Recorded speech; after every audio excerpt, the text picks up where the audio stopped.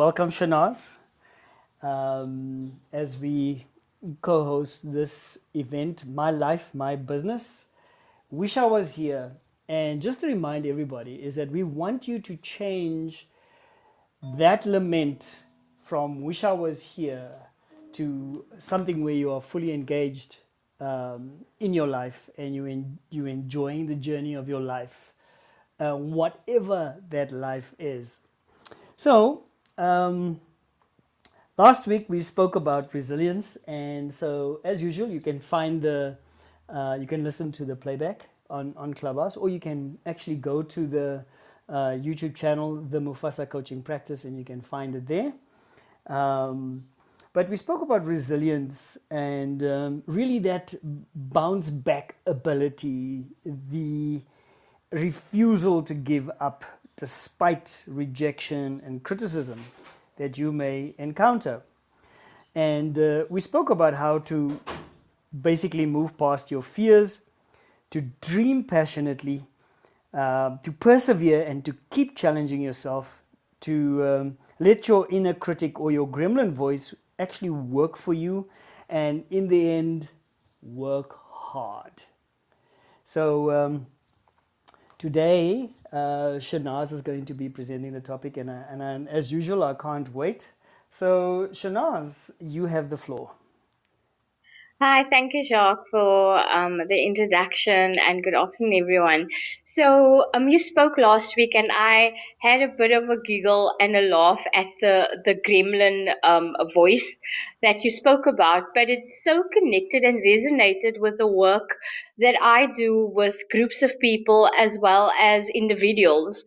And I've called it it's actually not a technique, but it's a way of working with people in narrative practice or narrative work, and it's called externalizing conversations. And so you spoke a bit about the inner critic and how to kind of how we need to deal with that, or how we need to address our inner critic and make it a friend. And what narrative practice really does is exactly that, when they work with helping people, what we call externalizing the conversation. So, what narrative practice is really all about, if I just say one or two things about that, is about this idea that that our lives and how we share our experiences in life can be thought of as a story. So, in other words, it's connected to time. It's about events that connect us, the events that are related, but it's also about our personal experience, and some of us identify ourselves in that way. So I remember at the beginning, at some point, you were sharing with us, Jacques, how you were shy, or you were sort of quiet at high school and didn't really expect, to go into leadership or coaching. And so that's your story that you shared. So in a sense, our lives can be thought of as a story. And with narrative work, what we actually see is that we can have those stories about ourselves and our experiences. We can have it in our heads, so we internalize it, in other words. But what they've actually found is that those inner dialogue, in a sense, that you have with yourself, or we will in narrative work we'll sometimes call it internalizing conversations, is often it can often have negative effects on us, as an individual or even as a group. So, for example, what you'll say is, I'm so unmotivated today, I can't get enough energy to do anything. And what that tends to do is that inner critic or that inner dialogue, what you tend to find is that you tend to locate the problem or the situation, particularly the problem, you locate it in yourself. And over time, what happens with that is, it becomes part of your identity. So you've decided, or maybe when you were younger they said to you, oh, you're so quiet, and so that becomes part of your identity. The thing about that is that that can sometimes prevent us from achieving our goals.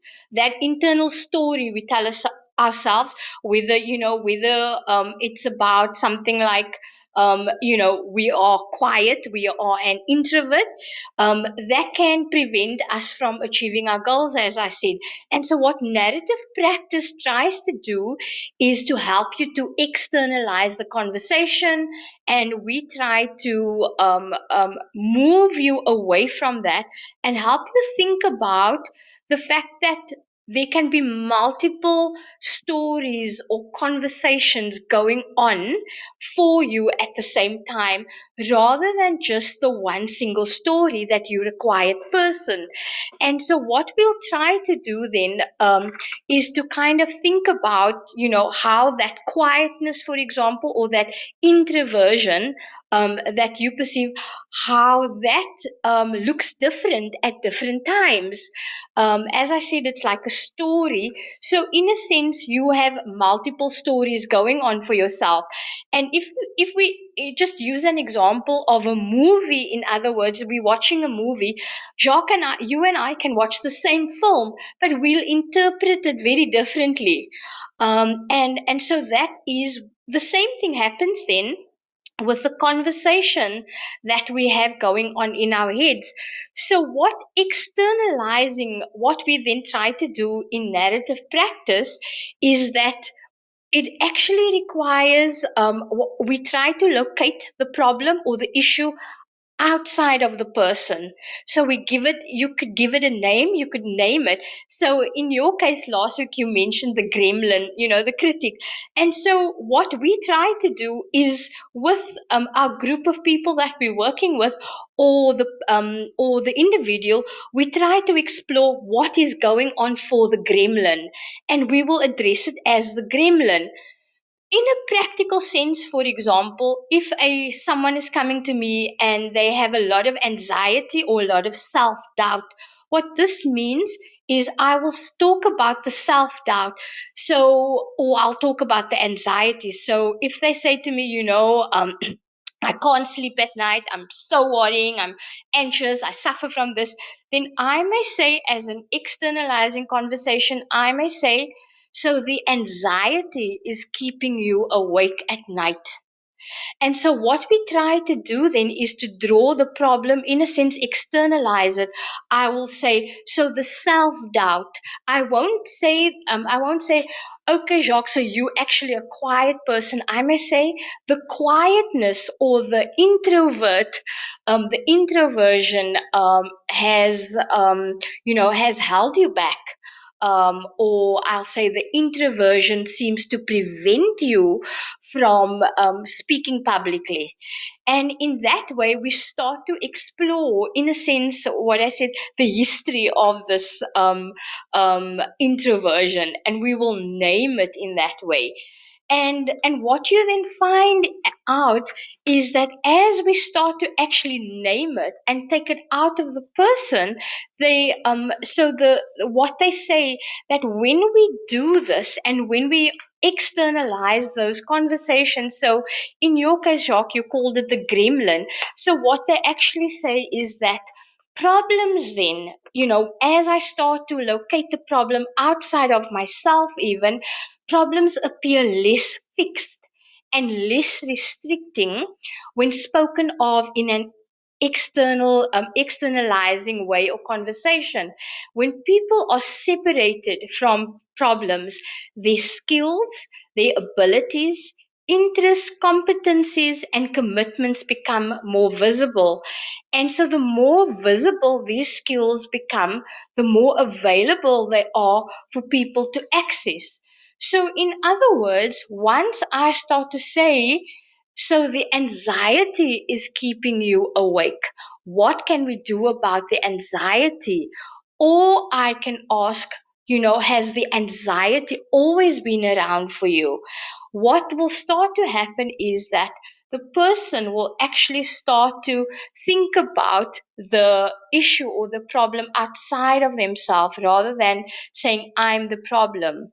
So, what we then do, because we've now, in a sense, taken the gremlin, we'll use the gremlin, so we'll start to ask and discover more things about this gremlin. For example, I could ask, So tell me what this gremlin likes and dislikes. Tell me what the motives are behind this gremlin, or tell me, what are the tactics of this gremlin.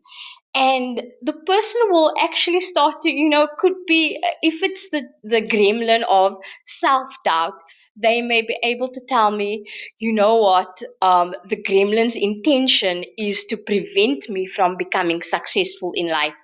The gremlins, what the gremlin likes, for example, if I ask, what is the problem in a sense like, um, if the problem in the sense is the self-doubt or the anxiety, the person may say the anxiety, actually, if I can think of it as a person, then the anxiety likes me to worry about things, and that will make me avoid trying to go and speak in big groups. So you actually give it this, character in a sense. And so, and you can do this with a group. So in addition, what we also try to do is, once we've externalized it outside the person, we also start to explore the social context, because when a person shares their story or their experience, it is for us who do narrative practice, it's always within a specific context. So what is that specific context? And again, if I use yourself, when you said, you were a little introverted or you were shy, I would then start to think about, what is it about shy people or introversion? What are the stereotypes about shy people and those who are introverts? What we then start to discover is that that's just the person's perception that they are introverted. What I may discover along the way is that maybe within the family, they are a different, they sort of different to compare to what they are at school. So maybe you were quiet in school, but if I had to ask your family, is Jacques an introvert? The family may say no, whatever. So that for me is an indication that our social context can give rise to stories about ourselves. So I will be asking you to think about, what does your social environment say about yourself? Who are the people in your social environment that have different stories about you? And it could be that, for some of the people that I've worked with, um, the teacher said that they would not amount to anything. And that's again a very specific story. But what then may have started to happen is that the person may have started to internalize that and really believe that about themselves. And what I would then need to do as I work with people, or as you work with yourself, is to think of it that that's just one story of who you are. There can be multiple stories about you and your experience and your identity happening at the same time. And it's, it can also then, so the context is very specific, and then as well as the time. And if I give an example of a time, and we use your, your shyness and your introversion. Sorry, Jacques, I'm using you as the example today. I could, for example, ask you, so can you tell me about the shyness? We're trying to find, for example, the history of the shyness. Can you tell me, how did you think about the shyness 15 years ago, or when you were at high school? And you'll tell me, you didn't really talk to anyone, etc., etc.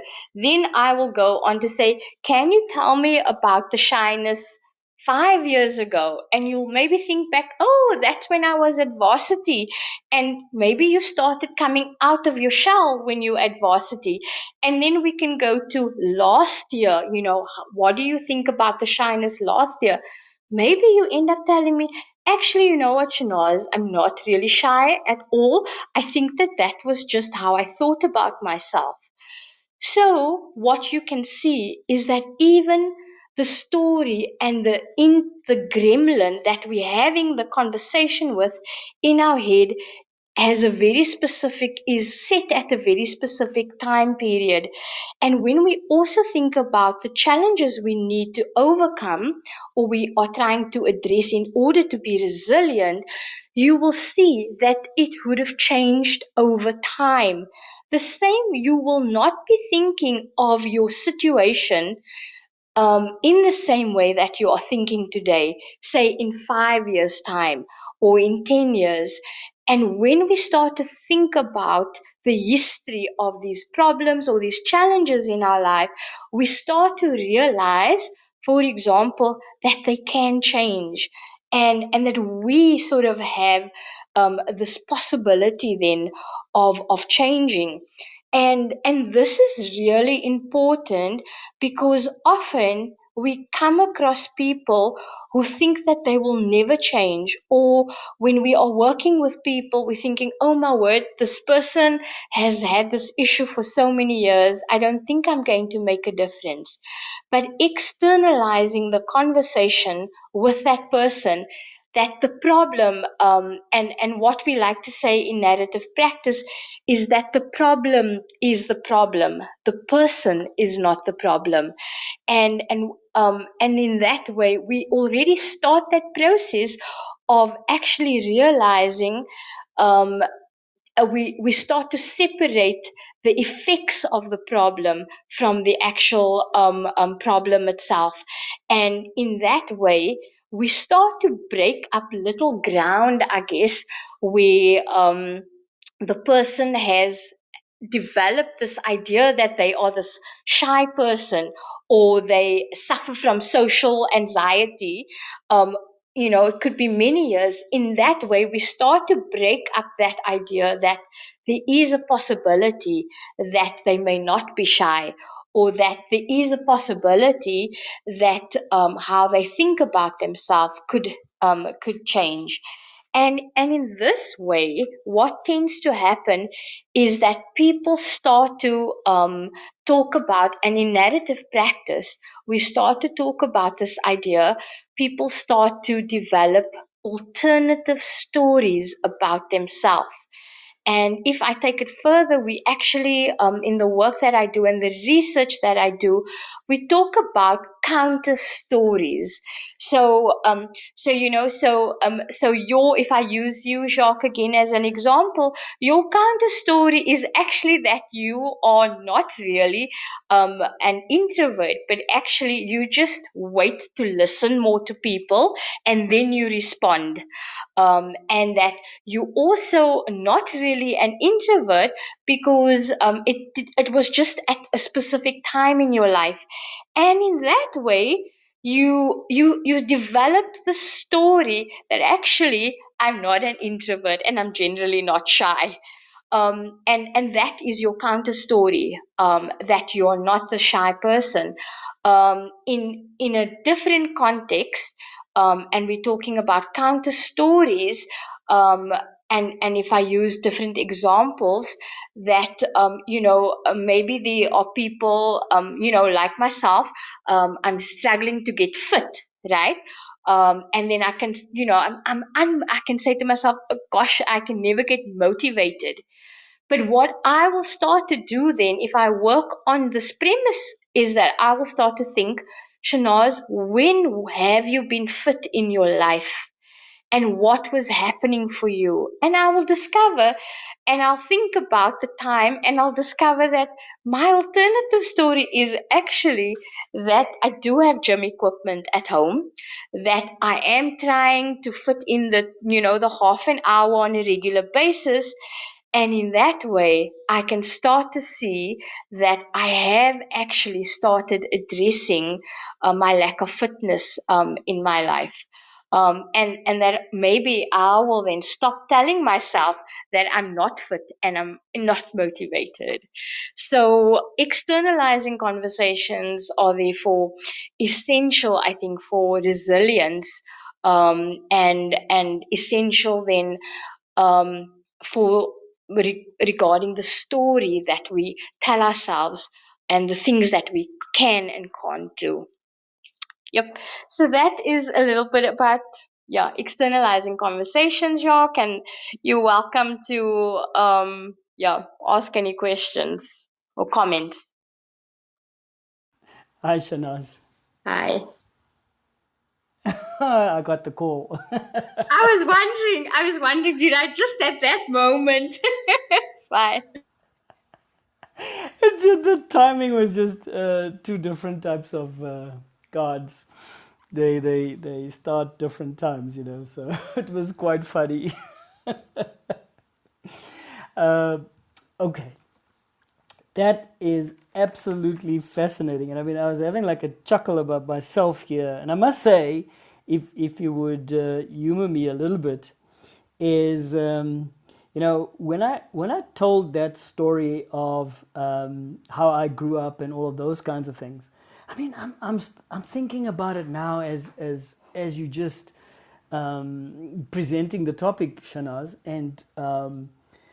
and that story that I told myself was I didn't know what to say to people, so I therefore didn't quite know how to start a conversation. And my issue was never with just all people. My issue was just with, the female gender when I was growing up.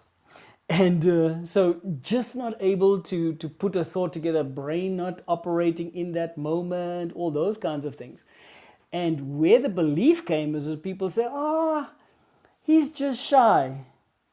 And as you were talking, I realized I didn't say I was shy. People were saying, oh, shame, he's just shy. Look at him blushing. And I believed it. It was also easier to believe than actually keeping my thoughts together. So yes, developing a counter story for the shyness. I guess somewhere along the line, and it's so spot on in terms of the timeline is it's interesting that over time it's just like if I have to go speak to myself, and me talking about my 6-year-old self, that is absolutely something that I heard a lot of. Didn't say much, and that is basically the comments. But as time went on, did all kinds of different things, and now when I tell people, well, I'm actually quite an introvert. I love my own company. People look at me like strange. How's that possible? And they associate the fact that I can, I have no problem standing up in front of people and having a conversation, and even talking quite openly about myself. No problem whatsoever. Um, but when stress arrives, or if there's a stressor in my environment, guess what? Um, that inner critic voice begins to default to is to that 6-year-old person who is tongue tied, doesn't know what to say, just gone blank. It's quite amazing, even at my age. And when I say 6-year-old, and I know I'm now um, divulging my age, but that's like 50 years ago.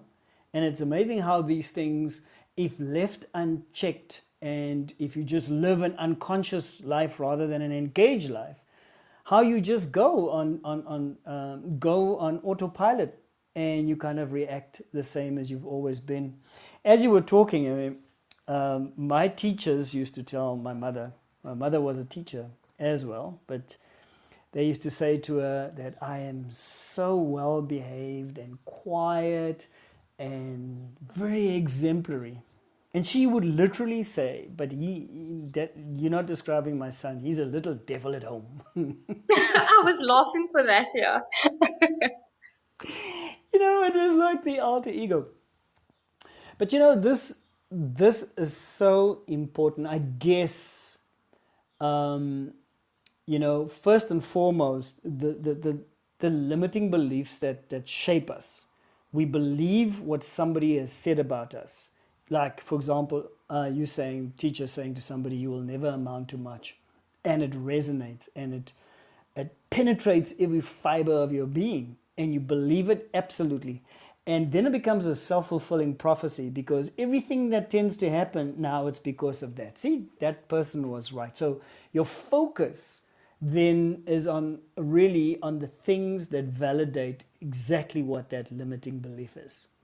Yeah, absolutely. And so that's why in narrative practice we try to look at the alternative story and show, so when did you not think about that? And precisely remember working with a young man whose father told him something, and about him, he doesn't have this ability to study further, and that has held this gentleman back for so many years. And so one is actually, I mean, I'm not surprised, but because I know that this happens. But when you're not aware of this person, you will think that he's highly successful, and you would not. You wouldn't think that this person is sitting with this limiting belief, as you say, and I think it's because we don't examine it enough, and we don't, yeah, and so it is like you said, we do need to kind of think about it, and look at it again. And that's a great word, examine it.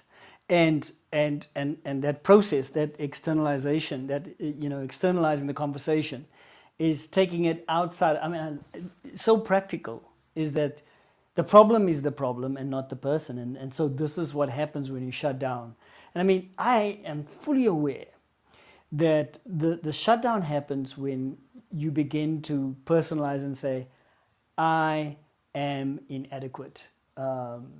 I cannot do that. Or in your example, the fitness example is, I'm not that motivated, and therefore I don't do. So it's like, okay, so you accept it, you embrace it, and that narrative just says, well, and it seems to me, and I'm really, when I'm talking, obviously from just the superficial point of view, is that once that is the truth, we embrace the truth Or of that we embrace lie, it as if it's the truth. as if, yes. And so, Yeah. yeah, so now, of course, we don't get ahead, we don't achieve our goals. We won't achieve our goals because we are the problem, right? Not the problem that is outside of ourselves, that we can look at it in its entirety and say, but hang on, man, the whole adage of taking an elephant and eating it one bite at a time is to externalize it first and foremost and say, but I can tackle this.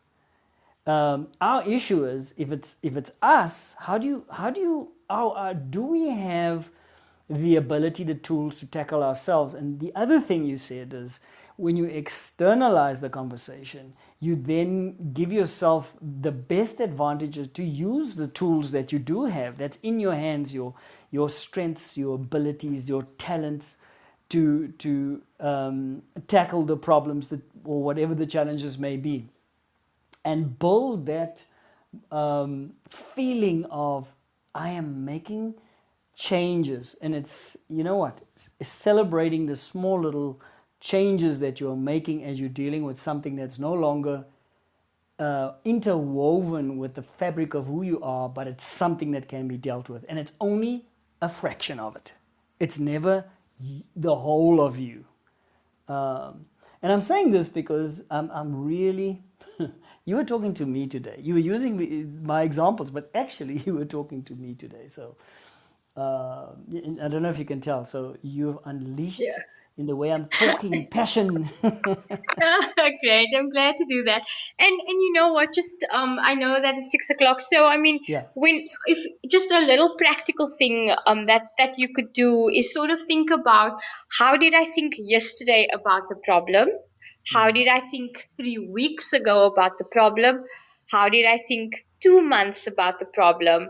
How did I think a year about the problem, or 4 or 5 years ago?